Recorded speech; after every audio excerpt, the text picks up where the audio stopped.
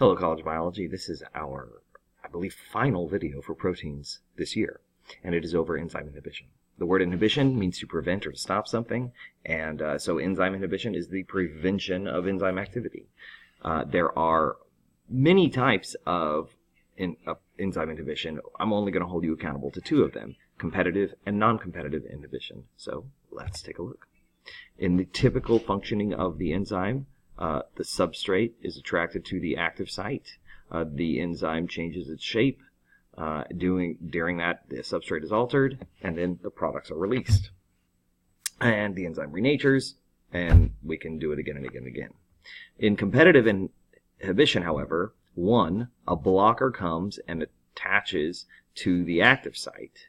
But two, it does not trigger isomerization, and if it doesn't trigger isomerization, it is also not released. And if it is not released, then three, the substrate is not attracted to the enzyme, and no reaction occurs.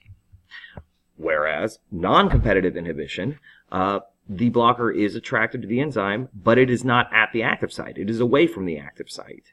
Now, this attraction has caused the enzyme to change its shape, and that has altered the active site. And now the altered active site will not attract the substrate, so no reactions will occur. So let's review. Enzyme inhibition is the prevention of enzyme function. Two types of inhibition are competitive and non-competitive inhibition. During competitive inhibition, a blocker is attracted to the active site of the enzyme. The blocker does not initiate isomerization, so it is never released.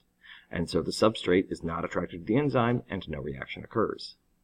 During non-competitive inhibition, a blocker is attracted to the enzyme, but away from the active site. The blocker causes the protein to change its shape, which alters the active site.